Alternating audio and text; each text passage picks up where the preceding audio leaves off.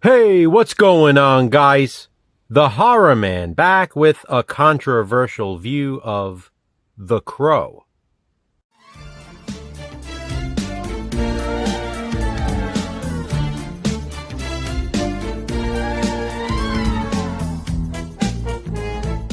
Tomorrow is October 30th, the day before Halloween, also known as Devil's Night. It's the night Eric Draven was killed, and the night he returned, 1 year later. The Crow is a controversial movie Jason and I were inevitably going to get to, and that time is now. Now, obviously, the controversy behind this one is a popular one, and I'd be surprised if everyone didn't already know about it. That doesn't mean it isn't worthy of a video, however.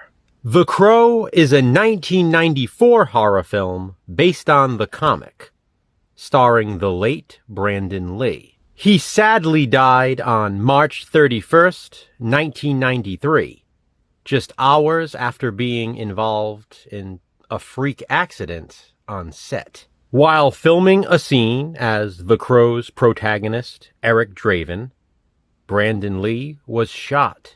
To this day, a mystery still surrounds the circumstances.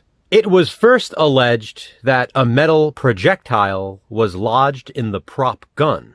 Initially, when it went off, no one on set had realized Brandon was actually shot. It wasn't until they saw blood pooling on the right side of his body that they realized something had gone terribly wrong.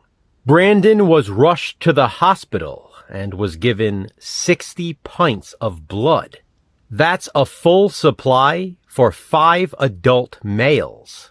Even after hours of surgery, the actor bled out. Brandon Lee was only 28 years old. Later on, the autopsy report revealed it was in fact a .44 caliber bullet removed from his body. Although no one could explain how live ammo could make it into a prop gun on set, his death was ruled an accident. Originally, Funboy, played by Michael Massey, was not even supposed to fire a gun at Eric Draven, played by Brandon Lee. That was not in the script. This was a last-minute change made by the director, which ultimately led to the untimely death of the actor.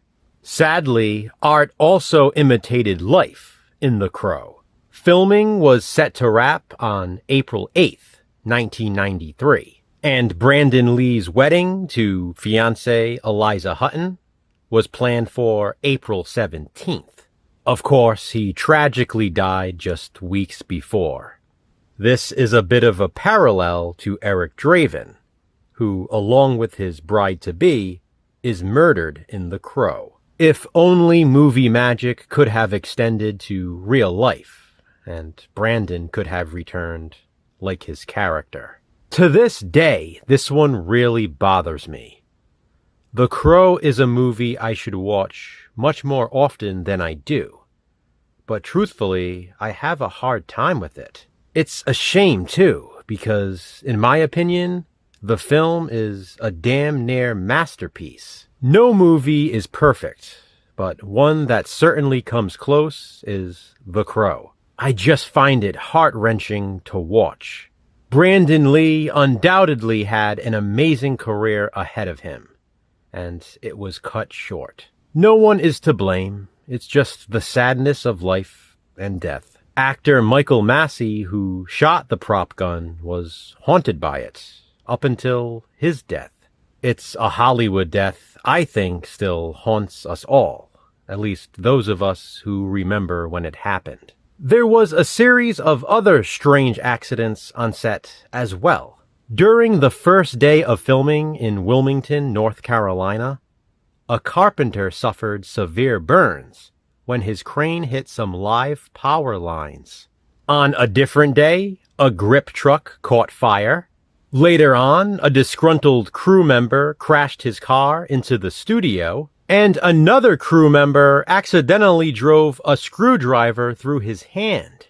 Still, obviously, none of these situations compare to Brandon Lee getting shot and killed on set.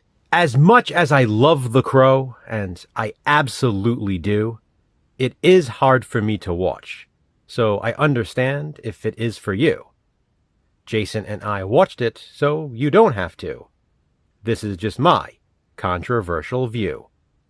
Please be sure to check out Jason's as well. I'm sure most of you have seen it though, so what do you think of it? Comment below and let me know.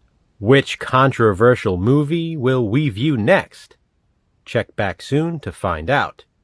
Until then, remember, physical media matters. Thanks for watching, guys. Hit that thumbs up and be kind. Subscribe.